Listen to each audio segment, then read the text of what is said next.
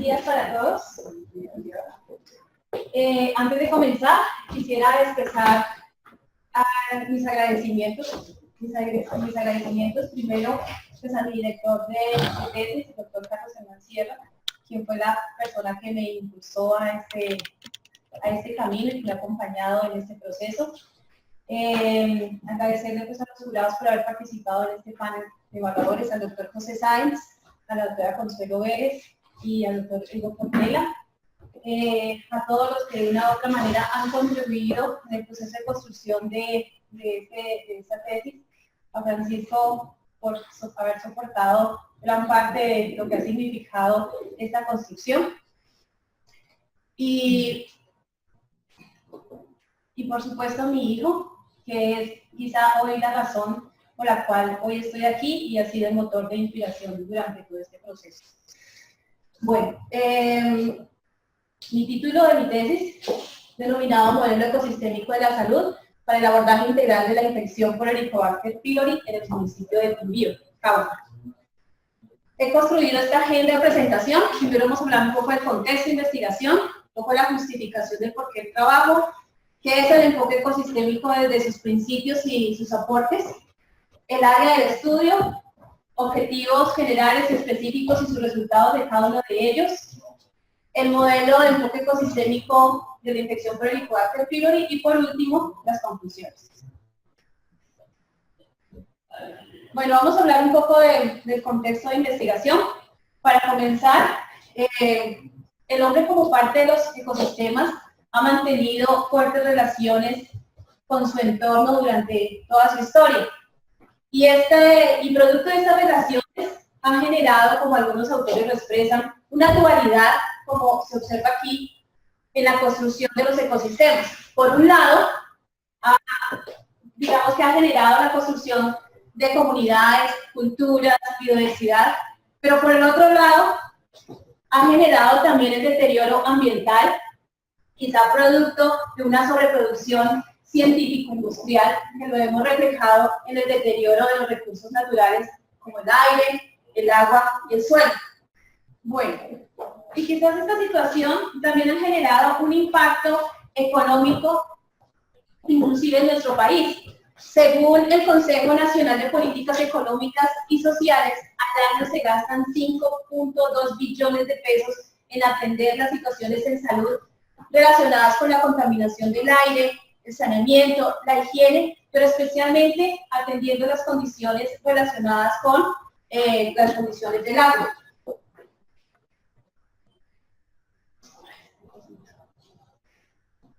Quizá uno de los factores que más impacta a la salud pública son aquellas enfermedades generadas por microorganismos que están relacionados con la contaminación fecal generada por hombres y animales, y específicamente que contaminan el agua. Entre estos microorganismos encontramos bacterias, virus, parásitos, generados enfermedades como diarreas, hepatitis B, muy común en nuestra región, por ejemplo, la diarreasis, la criptosporidiosis y la mebiasis intestinal. Doc, ¿está en línea? Sí. Ok. ¿Perfecto con el sonido? Sí, perfecto. Ok, gracias. Bueno. Es así que la Organización Mundial de la Salud, de hecho, este año, en marzo del 2008, este es un documento que salió hace 4 meses, se han sugerido algunos microorganismos posibles de transmisión a través del agua. Sin embargo, como pueden ver aquí, el Helicobacter pylori, que es un patógeno emergente, no ha sido sugerido como posible transmisión por el agua, debido quizá a la falta de información o al vacío de conocimiento que existe.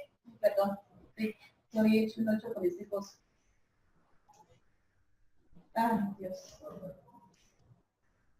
Quizá por el vacío de conocimiento que existe o evidencia científica, algunas características de las bacterias como el Helicobacter pylori, por ejemplo, cambia su forma morfológica cuando está en el agua y cuando pasa en el individuo. Además, ha sido difícil identificar células viables del Helicobacter pylori en agua y cómo esas células viables de Helicobacter pylori pueden infectar al organismo. Quizás esos vacíos de conocimiento para que se identifique el Helicobacter pylori como un organismo necesariamente transmitido a través del agua, falta evidencia, digamos, para corroborar este tipo de vacíos en el conocimiento.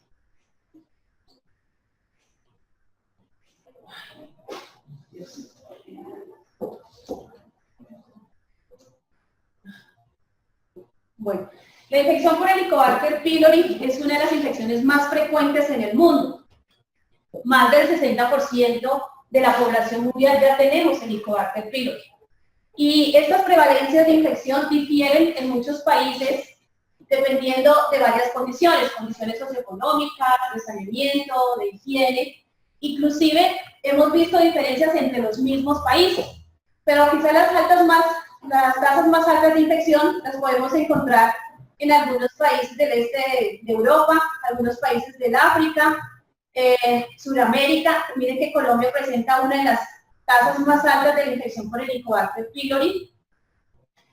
Helicobacter es una bacteria que está relacionada con la etiología de muchas enfermedades gastrointestinales, como la gastritis, la metaplasia, y es el responsable casi del 90% del desarrollo de los adenocarcinomas gástricos. De hecho, la Organización Mundial de la Salud la ha clasificado como un carcinógeno tipo 1 con una evidencia suficientemente fuerte para poder establecer esta relación.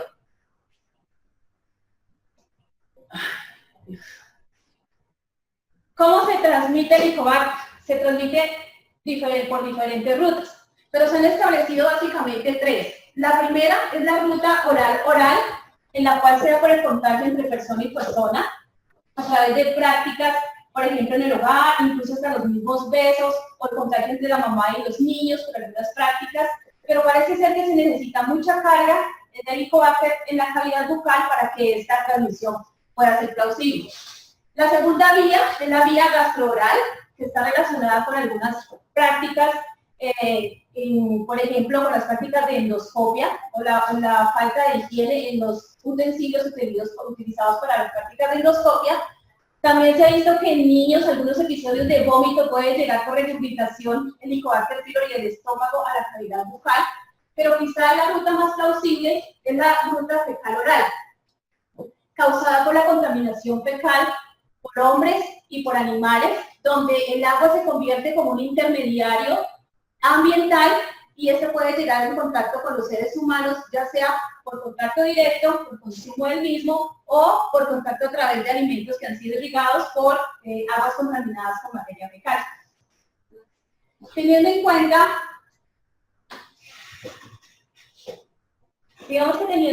los conceptos que se han venido dando alrededor del proceso de salud y enfermedad, las aproximaciones que se tienen en la salud han sido de diferentes enfoques, que han venido inclusive desde lo religioso, desde lo mágico, pasando quizá por el método científico, desde la atención primaria en salud, pero hoy seguimos utilizando quizás un enfoque que todavía conserva algunos rasgos, que es el enfoque biomédico, para atender las enfermedades prevalentes de nuestra región.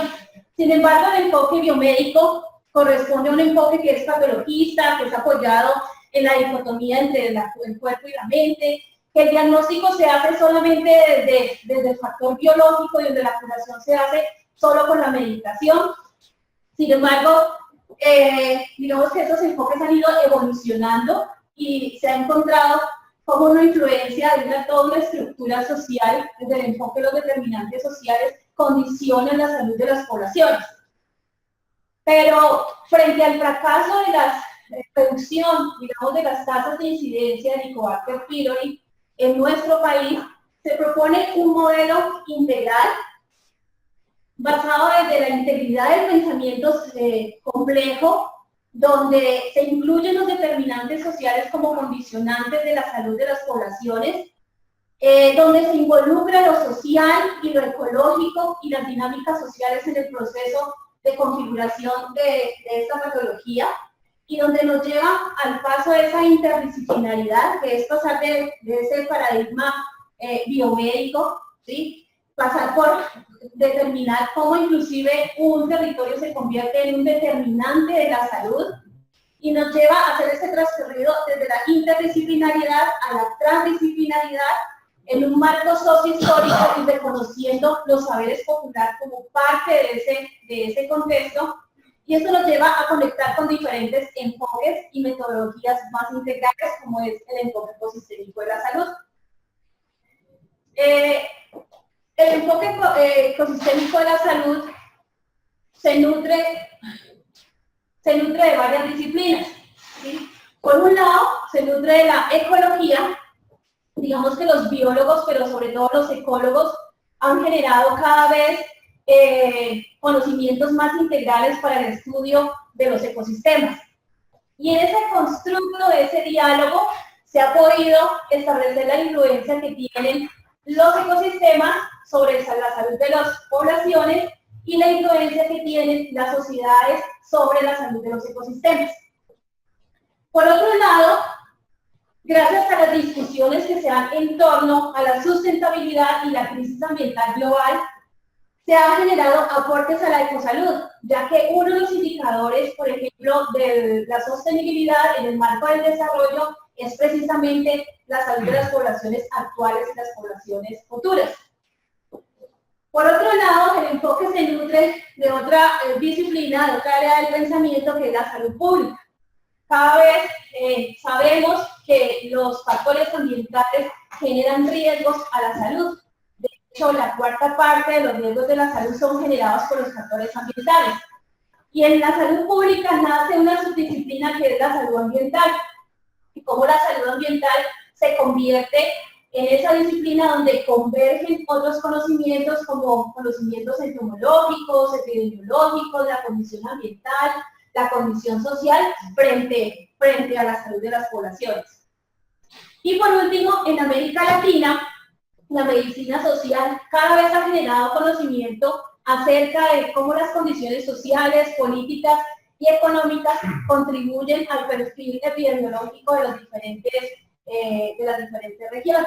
Por eso, la medicina social aporta a la ecosalud en el entendimiento del proceso salud-enfermedad desde los diferentes contextos sociales, ecológicos, políticos y de desarrollo.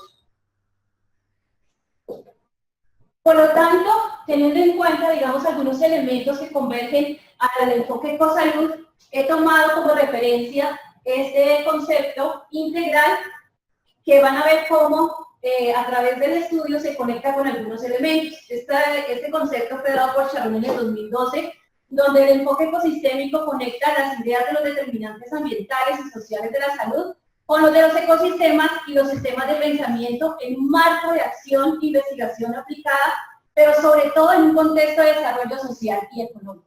¿Sí? El enfoque ecosalud se nutre de diferentes pilares, de hecho de 6 pilares. Los 3 primeros pilares, como ustedes van a ver aquí, se constituyen en el quehacer de la investigación y en el quehacer de ese enfoque integral.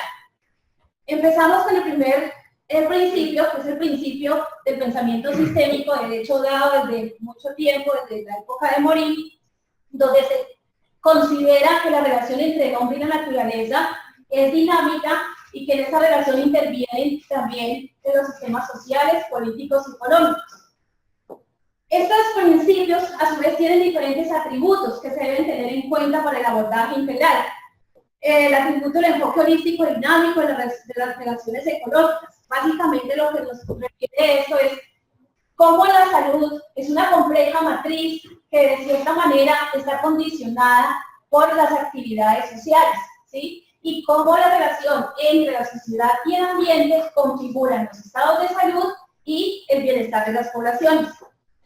Otro principio que conecta este trabajo es la transdisciplinaridad. Pero la transdisciplinaridad dice desde la integración del conocimiento y desde los saberes de las prácticas. Quiero enfatizar que la transdisciplinaridad en este estudio se reivindica el saber popular como parte de la construcción del conocimiento para entender la realidad de un territorio. Y por último, los 3 pilares de la ecosalud se conectan a la investigación de acción participativa, que es cómo generar esos procesos de sostenibilidad ambiental y de salud, convirtiendo los conocimientos en acciones de transformación social en un marco de disputas de poder, pero en un, digamos que en un marco también de equidad entre las poblaciones. De esta manera,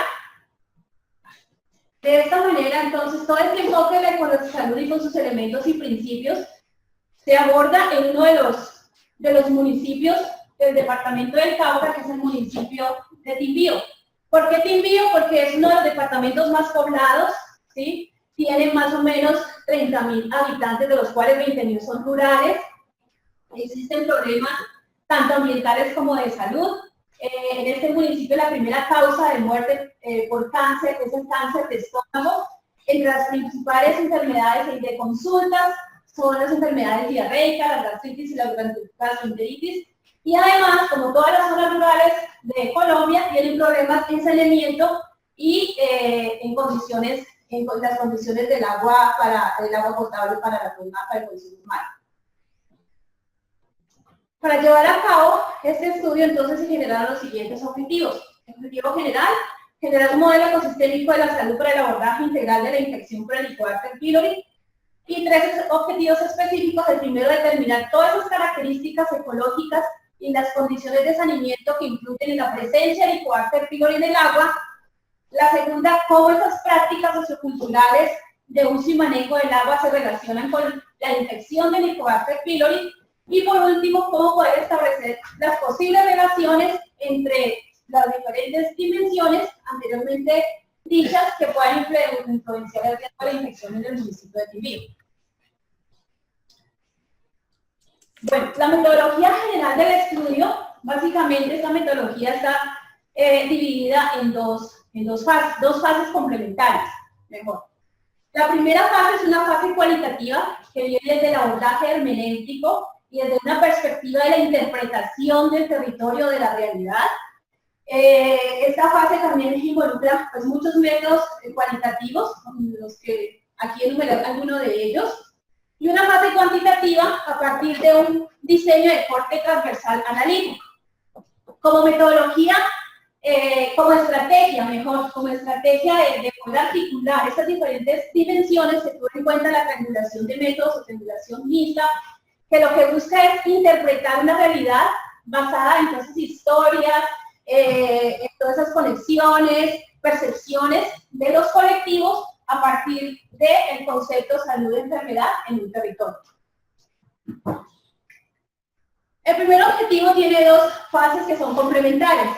La primera fase conecta aspectos de la salud ambiental relacionados con el deterioro hídrico. Esta fase nos ayudó también, además de tener una aproximación a la realidad, nos permitió priorizar la zona de estudio. La segunda fase, donde se identifica la presencia de Helicobacter pylori en el agua y todas sus características de saneamiento. Esta metodología transversal es participativa, donde ahí se involucran los principios de la ecosalud anteriormente enumerados.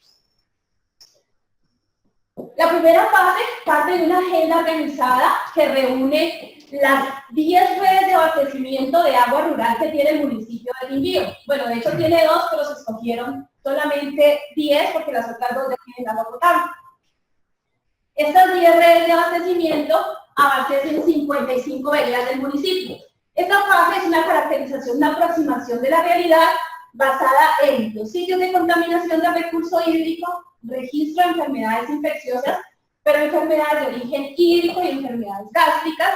Y para tener una mejor aproximación a esa realidad, se tuvo en cuenta las percepciones de los colectivos relacionando el estado de salud y enfermedad en este territorio. Bueno, además, estamos en la primera fase, se pudo establecer en 3 etapas. La primera etapa consiste en una convocatoria comunitaria que a partir de una estrategia de aproximación a los actores sociales y comunitarios, institucionales, se logró articular en un eje central que es el agua y la salud. Una segunda etapa es la etapa de problematización, en la cual se incluyeron diferentes metodologías cualitativas o herramientas cualitativas que parte de los grupos focales de entrevistas a profundidad y de la cartografía social.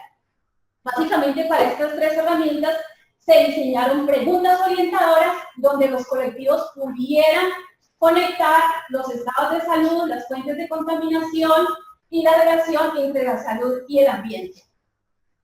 Las entrevistas a profundidad fueron llevadas a texto, a programas de texto, y fueron analizadas a través del programa Atlas-TIC, a través del análisis de discurso. Y como una herramienta dialógica que pudiéramos entender cuáles eran las fuentes de contaminación de los recursos hídricos, se utilizó la cartografía social. Y una tercera fase, que la hemos denominado aproximación a la realidad, se logró establecer una integración de todos esos elementos de los colectivos bajo una mirada cualitativa, y se llegó a un sistema de información geográfica para también priorizar la zona de estudio. Bueno, las dimensiones que emergieron, digamos, en esta primera fase fue la dimensión de los problemas de contaminación ambiental, pero especialmente el recurso hídrico, las causas de contaminación, cuáles son esas posibles soluciones para resolver esas causas de contaminación, y toda la información que se percibía de la población acerca de las relaciones entre el recurso hídrico y la salud. A partir del análisis de discurso, a través de las transcripciones, se pudieron establecer diferentes emergentes propiedades o elementos que fueron analizadas en estos 4 puntos. La primera, digamos, propiedad emergente en los análisis de discurso de estos colectivos fueron los procesos productivos. Procesos productivos asociados a la plantación de maderables, al uso de agrotóxicos, a las prácticas pecuarias, como principales contaminantes del recurso hídrico. El Estado, como protector del medio ambiente y de la salud, fue identificado como un elemento emergente también de estos discursos, visualizado en la ausencia de las plantas de potabilización, en la falta de programas de promoción y prevención en las zonas rurales, no desde la institucionalidad, sino de las comunidades. La relación entre la garantía del derecho a la salud, los cuales los colectivos perciben como el derecho a la salud significa tener derecho al agua limpia y un derecho al medio ambiente, un ambiente sano.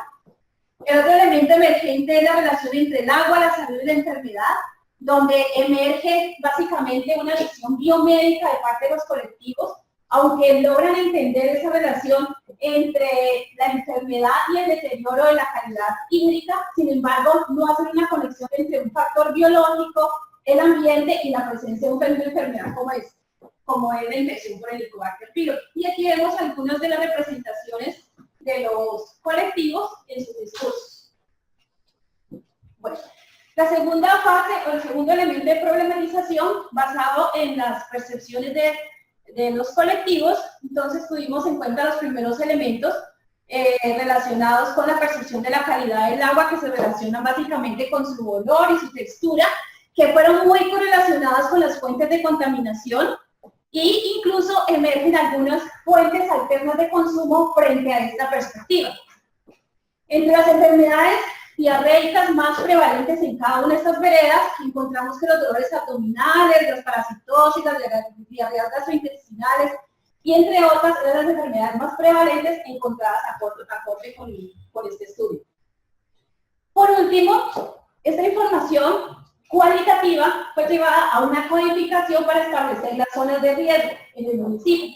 Se establecieron zonas de riesgo alto, medio y bajo, que fueron visualizadas en la cartografía social. Aquí vemos algunos de las fuentes de contaminación ubicadas por los colectivos, y al final fue construido, a partir de los sistemas de información geográfica, este mapa de riesgo, que permitió además problematizar una situación ambiental que era el deterioro del recurso hídrico y un problema de salud, para que los colectivos pudieran tener herramientas también para transformaciones sociales. Entonces, vemos aquí que se priorizó esta zona, que es una zona de alto riesgo, una zona, aquí tenemos la zona de bajo y de mediano riesgo.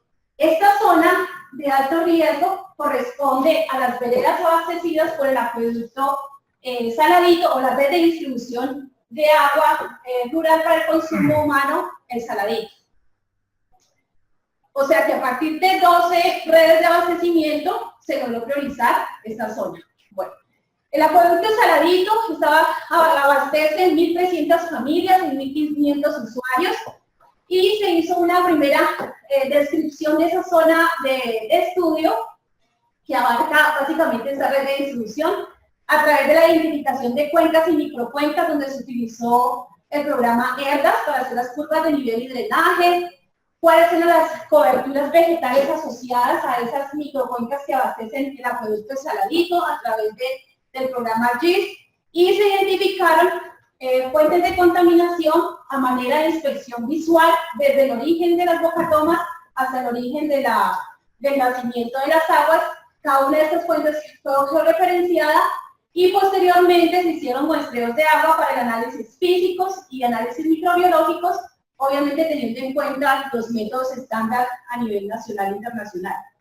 Y por último se hizo la detección del Helicobacter pylori a través de pruebas moleculares en estos muestreos de agua que abastecen este acueducto.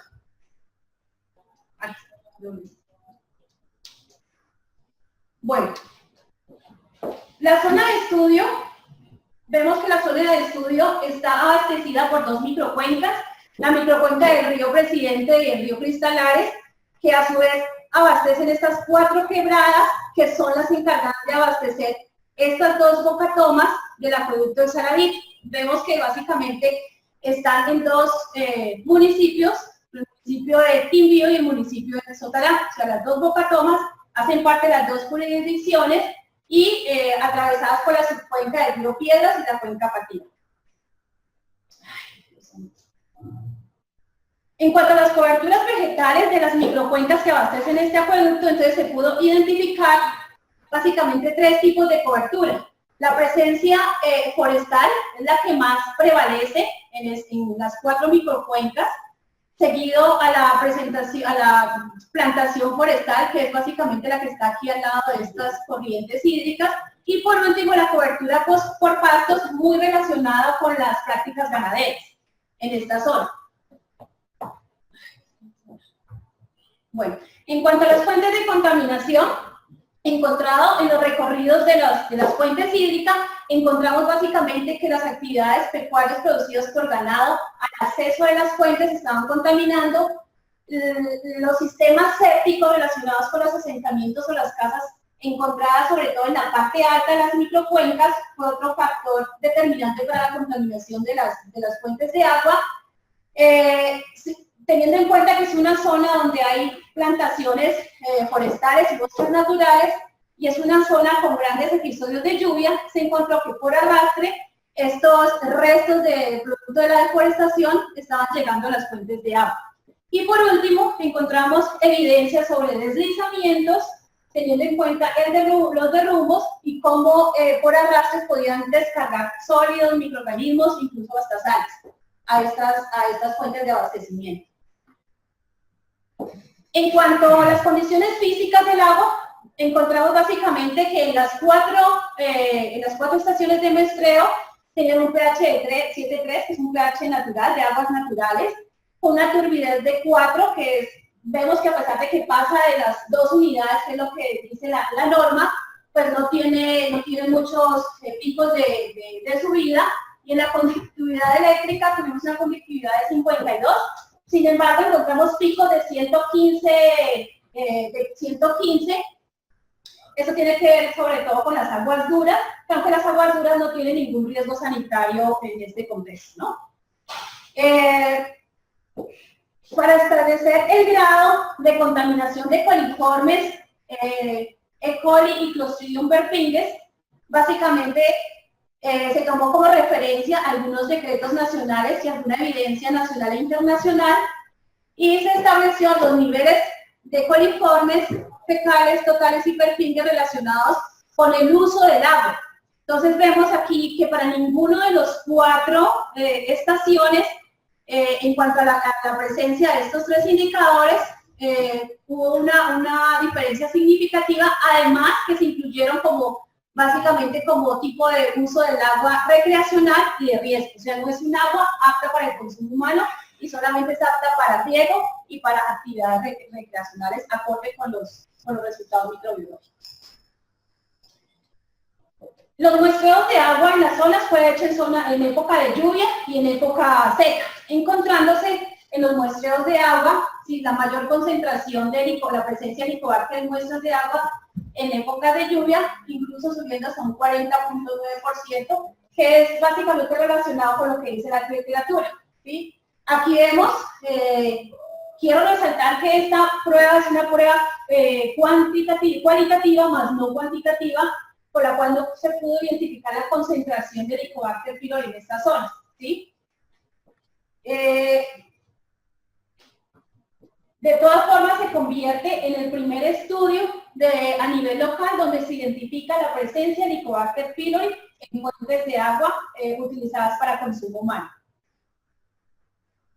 En el objetivo 2, que es identificar las prácticas socioculturales de uso y manejo del agua, se tuvo en cuenta un muestreo aleatorio basado en un corte transversal que básicamente se vincularon 198 hogares y 386 individuos. O sea, son los hogares que pertenecen a las veredas abastecidas por el acueducto Saladillo. Con el fin de identificar esas prácticas de uso y manejo del agua, entonces se definió se diseñó una encuesta semiestructurada basada en esos determinantes sociales, donde se identifican elementos de vivienda, elementos de características de hogar y características de individuo. Se tuvo en cuenta en los individuos las madres, los padres y los hijos que habitaban en los hogares de estas veredas abastecidas por este acueducto. Para identificar la infección por Helicobacter pylori se utilizó un método denominado coproantígeno, que es un método para identificar infección activa a través de la materia fecal, y se utilizó para toda la población estudiada en esta fase. Entonces, ¿qué se incluyó en esta fase? Se incluyeron 279 padres con una edad promedio de 48 años, 107 hijos con una edad promedio de 7.3. Los padres incluyeron que la mayor representatividad fueron las madres, sin embargo, en los hijos hubo una homogeneidad en cuanto al género. Los padres y las madres tuvieron un nivel de educación de primaria o menor a ella, y la mayoría de ellos fueron amas de casa y agricultores. Una característica que predominó en todos los hogares fue la construcción del material de piso, básicamente realizado en ladrillo y cemento. En cuanto a la distribución de la infección por esta bacteria acorde con la edad, entonces encontramos que la prevalencia aumentó sobre todo en los rangos de edad de 31 a 51 años de edad, o sea, en este trayecto, encontrándose también que en las mujeres, en mujeres jóvenes, hubo una prevalencia mayor comparada con los hombres. Digamos que este rango aquí donde se encuentran los picos de concentración o de infección de Helicobacter pylori coinciden con la literatura, donde en Colombia, a partir de los 33 años, se da la mayor incidencia de enfermedades gástricas producidas por este vector. Y en niños encontramos que el mayor pico de infección se da a partir de entre los 8 y los 10 años, y es más frecuente en mujeres. Miren que también hay una coincidencia tanto en los padres como en los padres. Por ejemplo, la mayor prevalencia se da aquí en las mujeres, y en los hijos también se da la mayor prevalencia en los niños, en las niñas, perdón, de 8 años. Bueno, los hogares fueron clasificados como hogares positivos o hogares negativos. Hogares positivos, aquellos en los cuales cualquier individuo, sea padre o madre o hijo, fuera positivo para la infección. Esos hogares positivos tuvieron estas características. La mayoría, por ejemplo, tuvo una inadecuada disposición de aguas residuales, y las características de uso y manejo, las prácticas de uso y manejo del agua en el hogar fueron muy importantes para establecer esta relación. Vemos que aquellos que no hacían tratamiento del agua, que no tenían ningún tratamiento del agua, tenían mayor prevalencia de infección. Aquellos que almacenaban los que sí almacenaban, por ejemplo, tenían mayor prevalencia y almacenaban en recipientes plásticos. Digamos que hay una relación teniendo en cuenta que el plástico podría ser un reservorio, ya que el plástico se vuelve más poroso y ahí puede vivir la bacteria o permanecer por largos periodos de tiempo. Y otra práctica de manejo del agua en el hogar fue el lavado de frutas y verduras con agua cruda, o sea, agua sin tratamiento en el hogar.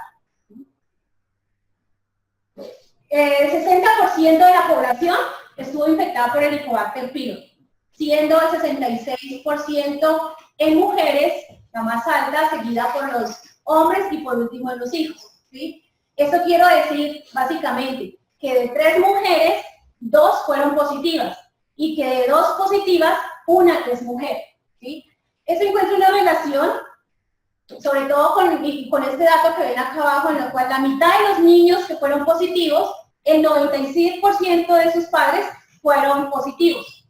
Esto fortaleciendo la hipótesis de una transmisión intrafamiliar dada por las madres o las cuidadoras de hogar, además que están expuestos a unos mismos entornos individuales que se caracterizan por la presencia de factores de saneamiento y de condiciones de hogar. Bueno, en el objetivo 3, que es determinar los elementos socioecológicos que pueden influenciar el riesgo del Helicobacter pylori, básicamente se tomó como referencia el sistema, que es un sistema socioecológico dado de diferentes autores, en lo cual identifican 3 dimensiones que configuran las relaciones sistémicas, que es la dimensión macro, la dimensión meso y la dimensión micro, que si lo podemos relacionar con los determinantes ambientales de la salud, en determinantes estructurales, intermedios e individuales, podemos llegar a ese análisis desde la relación socioecológica que configura la presencia del Helicobacter pylori. De esa manera, entonces, partiendo de los resultados del objetivo 1 y del objetivo 2, y teniendo en cuenta la estructura de los determinantes, nos dimos cuenta que lo que puede configurar la presencia del Helicobacter pylori en el territorio desde una dimensión macro o de un nivel macro son toda esa estructura económica que configura el desarrollo económico de las zonas rurales. Esto se vio evidenciado exclusivamente en las prácticas productivas que generan deterioro en la calidad del agua, pero además esa ausencia del Estado frente a la protección de la calidad del agua y la protección de la salud humana frente al territorio. Con el nivel meso pudimos identificar que son aquellos elementos que generan esas inequidades, como por ejemplo ser ama de casa, ser agricultores, tener una educación menor o igual a primaria, tener un insuficiente saneamiento, toda esa estratificación social. Y por último, el nivel micro, que básicamente nos identifica todos esos grupos vulnerables y los estilos de vida en las prácticas de uso y manejo del agua asociados a la infección del Helicobacter pylori en el municipio de Quindío. Como complementario a este resultado se hizo un árbol de decisión, de herramienta de árboles de decisiones para complementar, digamos, la relación entre aquellas variables que predisponen a tener la presencia del Helicobacter pylori, basado en un modelo matemático, un algoritmo matemático que a partir de una variable de salida y asociado a otras variables me puede generar esa predicción al tener la infección por el Helicobacter pylori. Este modelo tiene una predicción del 63%, pero podría mejorar su predicción si aumentamos el tamaño de la muestra. Pero por lo menos es una herramienta que ya existe y que podemos seguir alimentando.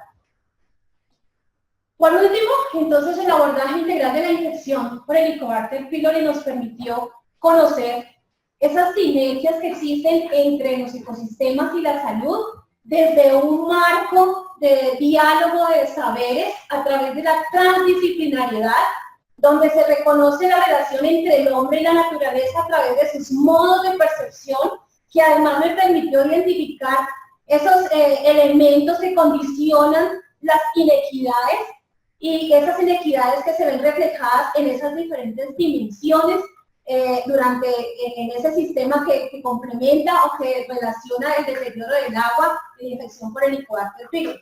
Pero quizás lo más importante, nos ayudó a generar esos elementos para esa sostenibilidad ambiental y de la salud, desde el empoderamiento social, desde reconocer la investigación como un acto político para la transformación social, económica, ambiental y de la salud, y por último poder transferir ese conocimiento a los actores populares como parte de la construcción de un territorio. Por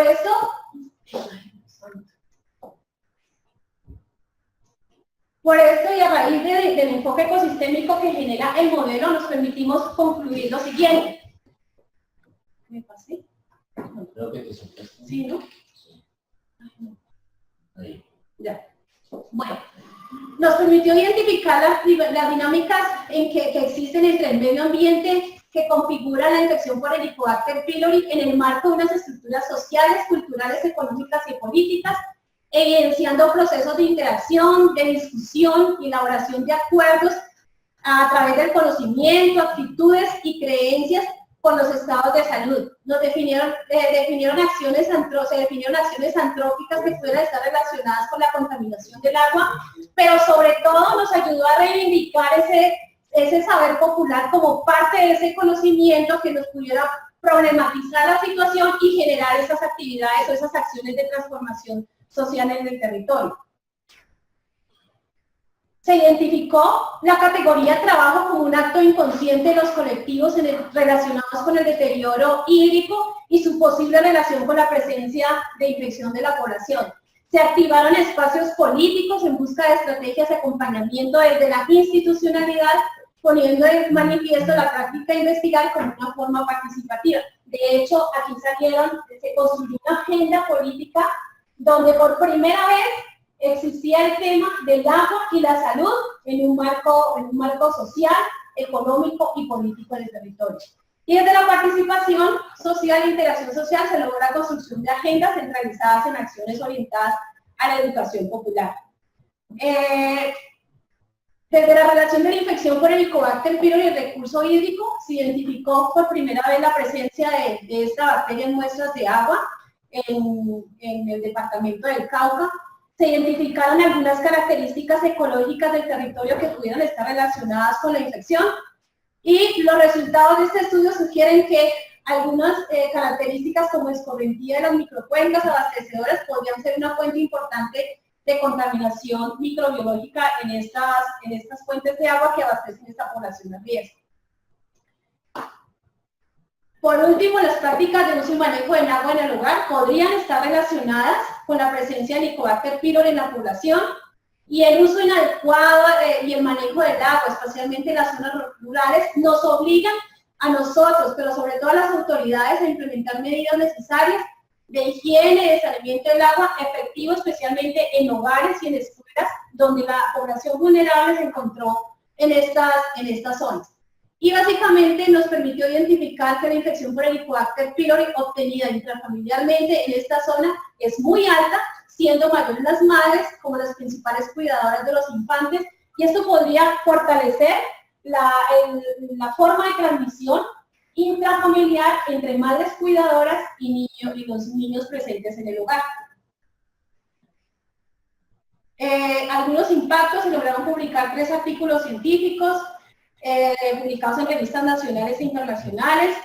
Se logró vincular 198 hogares, 398 individuos, se hicieron 298 muestras de agua en el territorio, se vincularon 12 profesionales, 46 actores sociales, 14 institucionales. Se logró establecer un grupo intersectorial de gestión en el recurso de agua y en el territorio basado en esas transformaciones del agua. Y ya. Esos fueron los artículos publicados y muchas gracias.